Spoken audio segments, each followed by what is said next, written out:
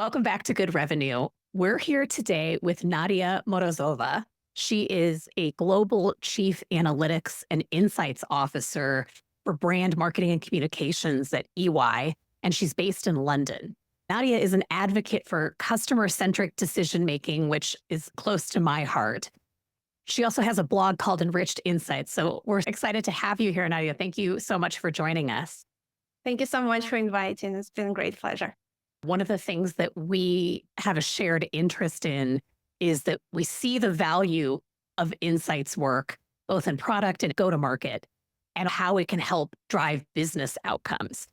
Do you think that people really understand that insights actually drive to business outcomes? Do you think people get that?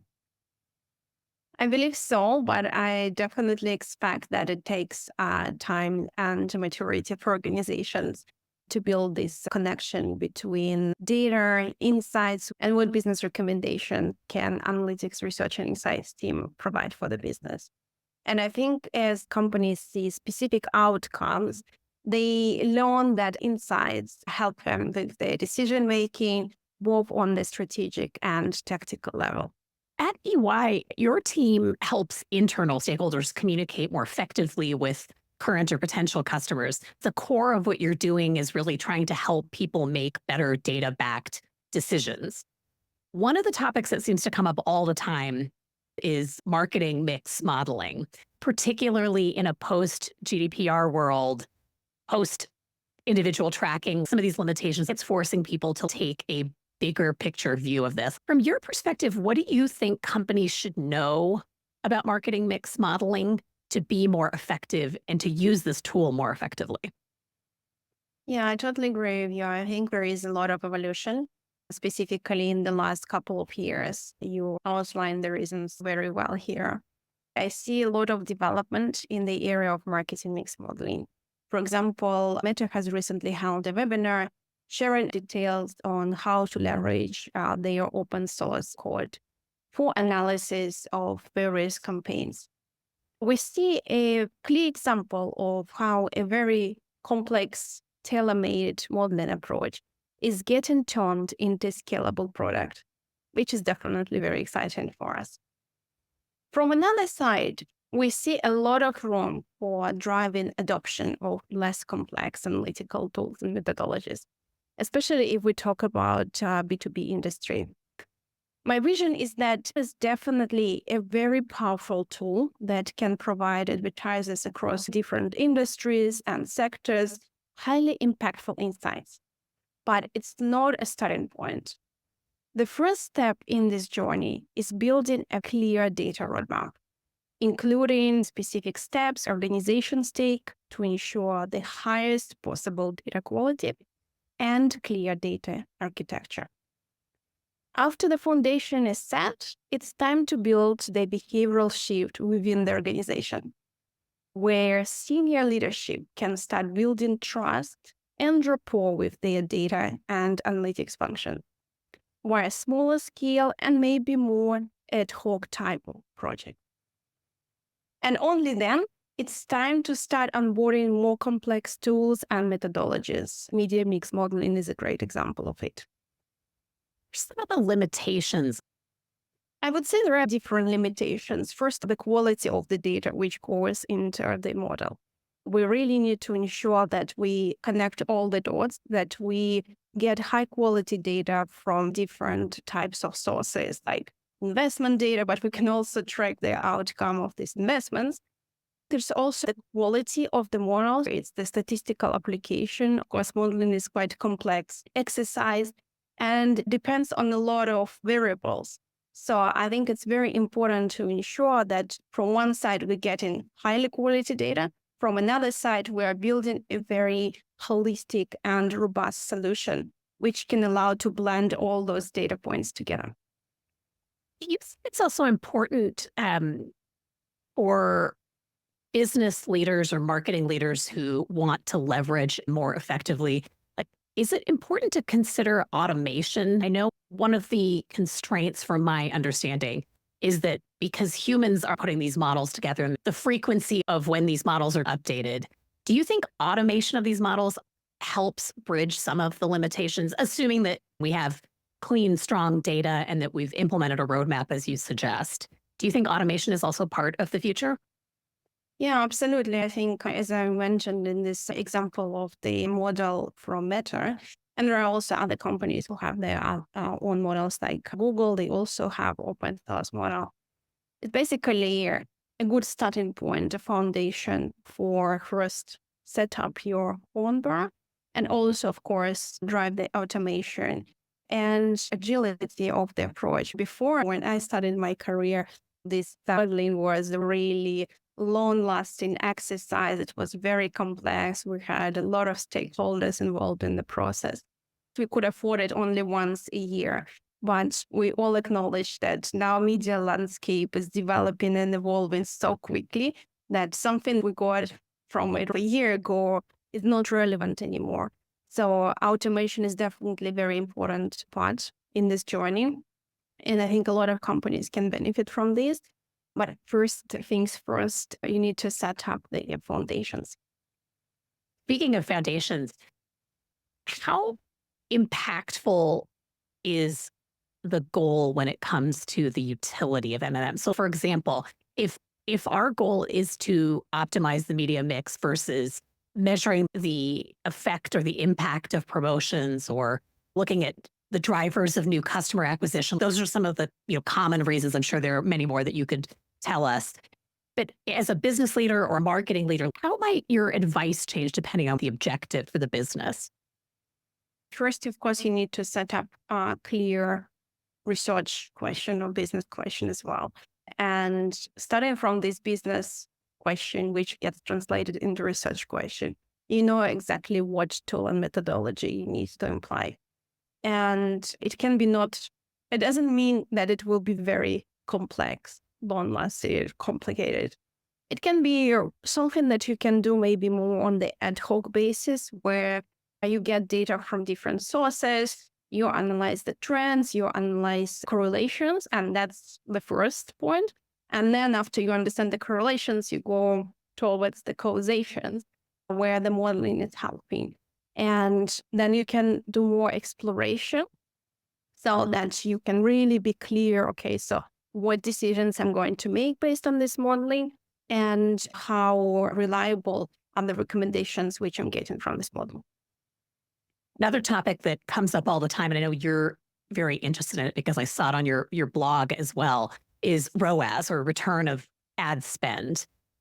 What do you think about the evolution of measurement models? And then a related question to this is, my sense is that people don't always think of ROAS as, let me rephrase that. I think of ROAS as a shorter term metric. And I personally find return on investment to often be more helpful, because I tend to find that in organizations, we get too attached to individual campaigns or more tactical objectives. At the end of the day, I am very focused on what was the business outcome. And so the question, I guess, is, how do you think about ROAS in terms of efficacy? And do you think that ROI is actually a better way to even measure how ads are performing? Yeah, I think it's a journey, right? This evolution. So first you start with metrics, something that nowadays you can track quite often, even real time. Then you go to more in depth into the data. So you start connecting the data together and you go into more in-depth understanding, return on advertising spend or return on investment, more general. And so this will help you to make decisions, I would say, in medium term, right? So metrics, I would consider them more short term. So if you see some metrics are not performing as you expected, you can tailor-made your approach. Then in the midterm, you have an understanding, okay, so how my investment worked. And then more in the longer term, you will go into more complex modeling. So I think it's dependent, again, as we discussed with you, what type of question, business question and research question we have.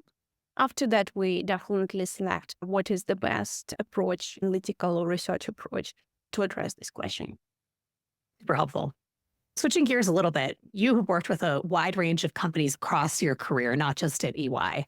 And I know that not only do you have a PhD, but I think your PhD research has been used in some really interesting ways.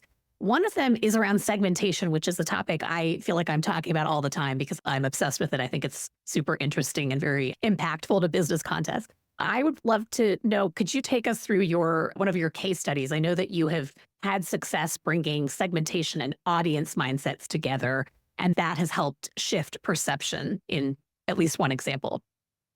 Yeah, definitely. Again, just maybe to set up the foundation, segmentation is definitely a very strong tool, but it's only one tool in the broader toolkit. Various types of research analytical projects which companies can do. And from my experience, segmentation can help with building this big holistic picture around understanding of your audience, also in terms of your current and potential consumers and customers. So with this example at TikTok, when I joined, we were challenged with providing a strong and holistic picture of the audience who are on the platform. It was especially difficult because at that time, a lot of advertisers considered the platform as a place mainly for younger audiences. And from the internal data, we saw that there is actually much broader diversity of the audience and very different experiences which users get on the platform. So we really wanted to deliver the message of why TikTok stands out from other platforms, but also what is the unique experience which users get on TikTok platform. So we really wanted to go under the skin of understanding this unique experience and how it differentiates from other digital platforms. So we decided to blend both qualitative and quantitative stages and really go in depth on understanding first behavioral aspects of users on the platform. So after we did this first qualitative exploratory stage of the study, we realized that there is a lot of very interesting type of behavior going on. So we, for instance, realized that we're a very traditional type of segmentation, cultural demographic segmentation, when you take age and gender and then create segments, is definitely something that doesn't fit for the purposes of understanding the unique experience. So we decided to shift the focus from this traditional segmentation towards something more holistic, like understanding the reasons why consumers open different apps on their phone and what kind of unique experiences they get on these apps. So this is how we landed on this notion of mindsets. So in a nutshell, mindsets represent a combination of reasons why users open one or another app on their phone.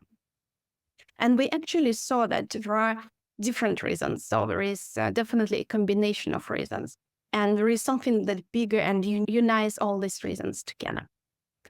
So this research enabled us to showcase to the advertisers what are the unique strengths of TikTok platform and how advertisers can benefit from their presence on the platform. Moreover, it also allowed us to start building very specific recommendations on the types of the creatives which advertisers can leverage and the types of campaigns which work the best on the platform. In a nutshell, we managed to shift the overall perception from advertiser side of the TikTok platform and change the way how we were communicating about the setting up the objectives and thinking about the platform in general.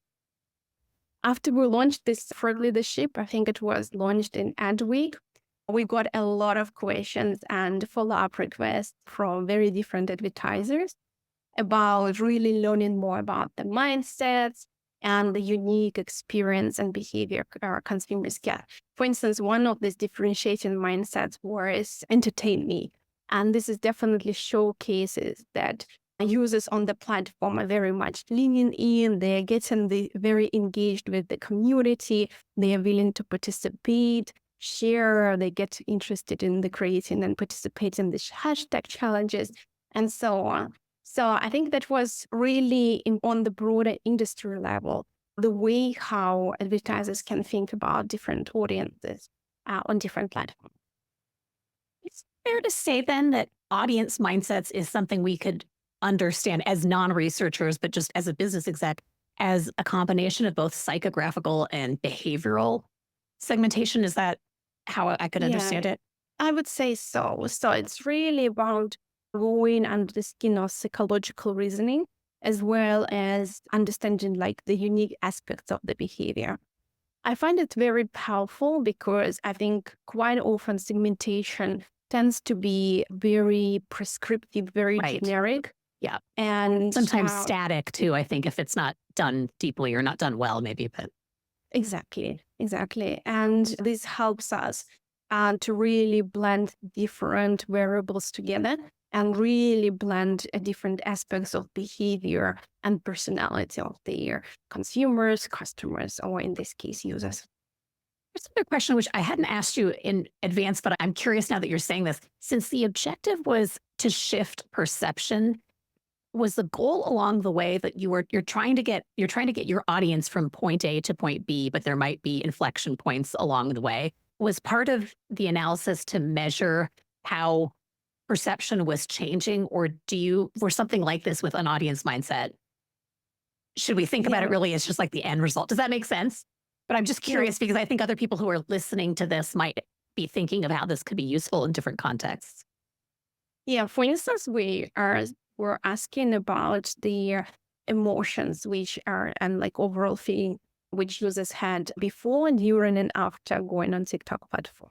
And we saw some significant, even positive emotions during and after the use of TikTok platform, which was very encouraging for us because we were resonating so much. It was done during the lockdowns when we were all stuck at home, and TikTok was really a place where we could go, rewind, get this uplift, share with the community.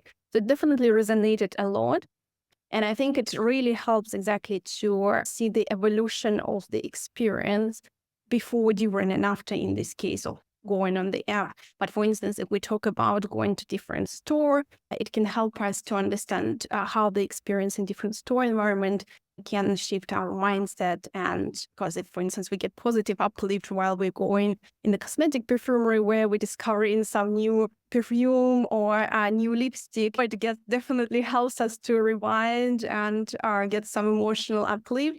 And next time we want to go there again, especially when we want to get some emotional boost.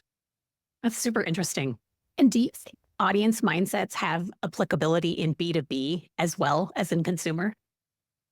I would love to see it. I was never thinking about this before, but I think it's actually a really great place to look for the potential application.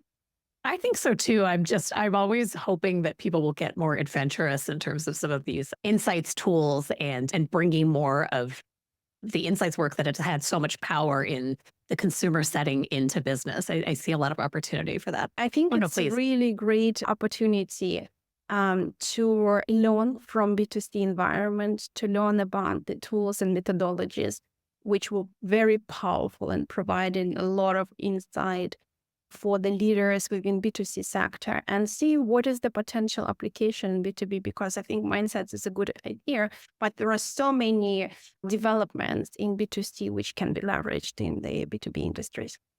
It's awesome. I agree. Another I wanted to ask was your PhD research was also leveraged at TikTok to help drive product discovery and purchase decisions. Can you tell us a little bit about that research and how it actually led to business results? Yeah, with a great pleasure. So my PhD research was focused on understanding of the underlying mechanisms of the purchase decision making in digital and e-commerce. And for that study, I was really going in depth on the understanding of what are the key triggers and drivers of planned, unplanned, and impulse purchases. So during this research, I created a scale, which was also validated at the later stage of the project, which was helpful and really enables us as leaders to understand, okay, so what is the type of purchase? Planned, unplanned, or impulse.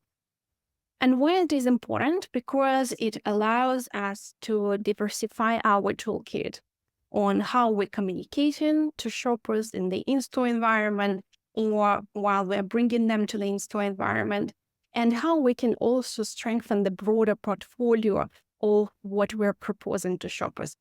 For instance, unplanned purchases are very much related with the general need states. So while, for instance, I'm going to buy a shampoo, I still have a broader need state to treat my hair. And unplanned purchases can be associated with, for instance, hair conditioner or some hair treatment products. So it's really impactful for advertisers and producers on how manufacturers on how to strengthen their presence in the consumer mind and ensure that consumers really fulfill all their needs. So at TikTok, when I joined, we started also thinking about the role of the platform in the broader shopping experience. And we were studying that TikTok plays a new role in driving product discovery and inspiration. So what we found out that actually 69% of purchases which were inspired by TikTok can be classified as unplanned purchases. And we also saw that this number stays very consistent across very different verticals and markets.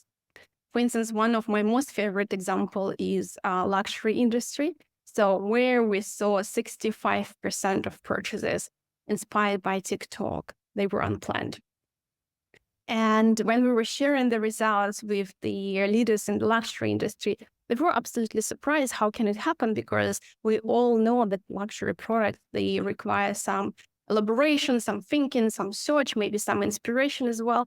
And I think TikTok is actually a good example here. Example that there is a trigger which inspires or reminds about some want or need. And after consumers get this trigger, they decide to make the final decision to purchase the product. And yeah, so it's been a really exciting journey for us to see this unique role of TikTok platform in the overall shopping journey and in particular in driving this unplanned purchase. Interesting. So switching gears a little bit, I'm also curious about how organizations can better connect insights to business results. And one of the things that you and I have talked about, and we've seen it in our own careers, is that most organizations, especially large enterprises, have tons of data. Like they're drowning in data, at least in my experience. I suspect you will agree. And yet at the same time, I have found that sometimes insights work ends up being a little bit siloed, or there may have been some great research that was done, but the business isn't really bringing it into decision making. How do you think that CEOs and executive teams could better leverage the work of insights? And again, making that connection between insights and research and business outcomes, how to be more effective in doing that? Yeah, and as we discussed, this is something that has been reflecting in particular in the last 2 years, because there's so much potential and so much room for driving tangible impact for analytics and research and insights functions, both in B2B organizations, but also in B2C organizations.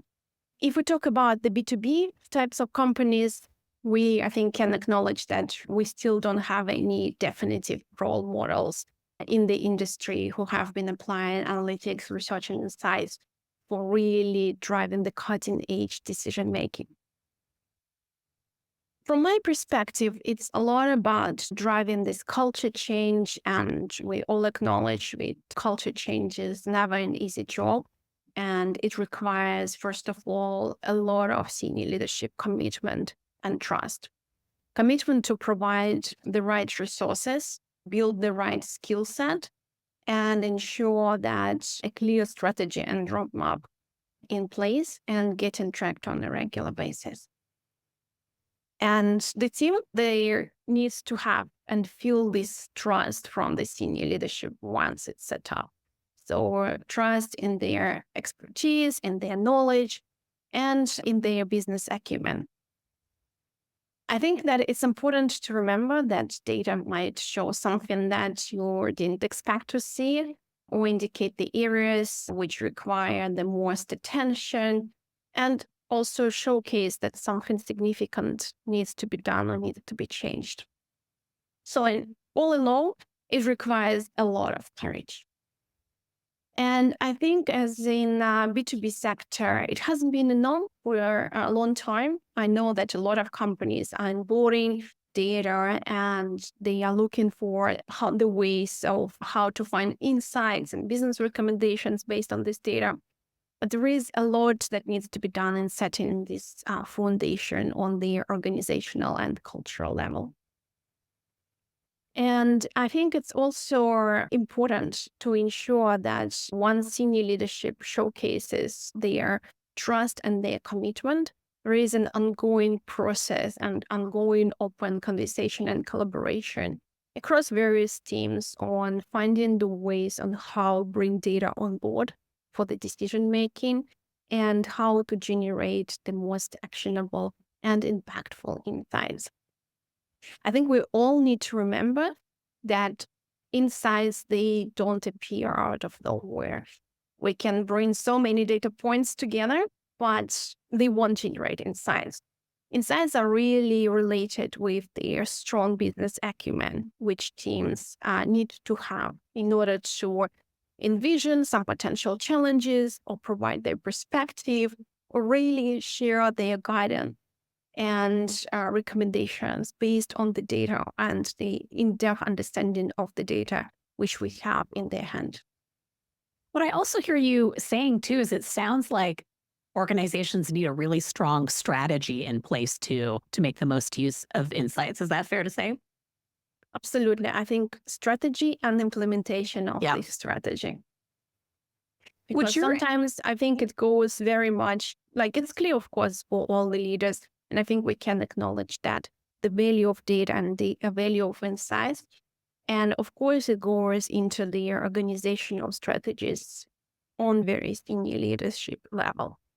But what I see is the challenge is when we go to the execution of that strategy, what specifically we're doing and how we're tracking the progress of the implementation. This is something that is definitely not easy to accomplish because it needs to go hand in hand with the development of the organizational culture.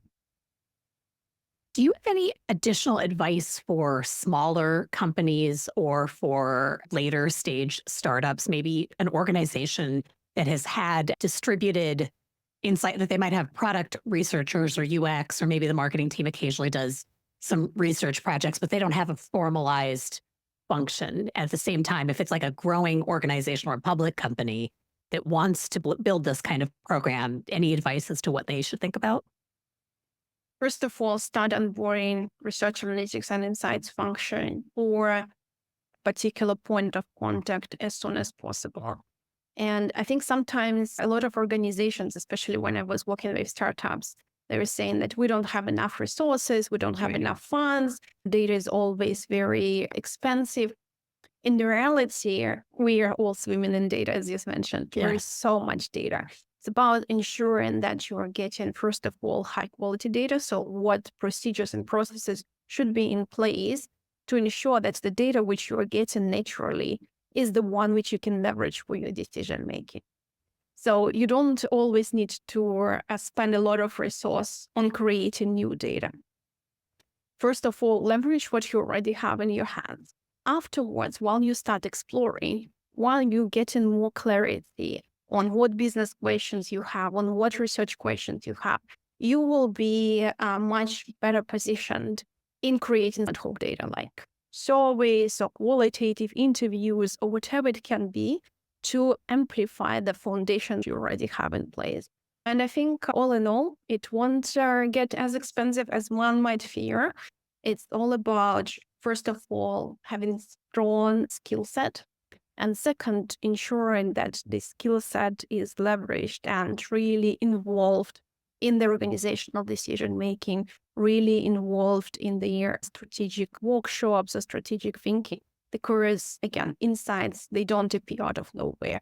You need to build business acumen. You need to continuously growing this business acumen to provide this actionable insight. This is super helpful. So, last question for you. What do you think that high performance companies do differently from average performers, like in your experience? And that could be related to insights or your sense of the companies in general. I would summarize it in a couple of words. bringing consumer and customer voice in their decision making. Yeah, I love that. I agree with that. And I find this question to be super helpful too, because I think it's really interesting. It is that we've had a number of interviews and guests on this show, and I just find these insights to be incredible. But I think you're right. I think centering on customers doesn't get enough love. Again, especially in B2B. But Yeah. And I think it's also about the evolution that you start from something small and you evolve. It doesn't need to be immediately marketing mix modeling, ROAS right. calculation. Fair You caveat. you can go small. You can set some data which you can really trust. You know what to do with that and what kind of decisions you can make based on the insights which you get from this data. I think that's very wise advice, because I do think that a lot of organizations probably do jump too far into MMM or some other more sophisticated methodology when they're not doing basic customer. They don't have an insights program even for one. So yeah, starting small seems reasonable. And I think also don't think about the solution. Think about what is needed. What is your business question? Solution can be found. It can be very agile. You would be sometimes even surprised at how agile can be the solution. Just be clear. What is your first big business need and business question? And then start building a foundation there. And then it will come naturally. As long as your team or your contact feels that they are trusted, they are valued, and the insights which they provide put on board. I think that is fantastic advice. Very well said. Thank you so much for joining us, Nadia. It's been a real pleasure having you here. Likewise, thank you so much for inviting. Thanks for joining us here at Good Revenue. If you liked what you heard, please leave us a review, follow the show, or share it with a friend. We're a news show, so it really helps other listeners find us. If you have feedback, suggestions for other guests, please reach out to us. You can find our information in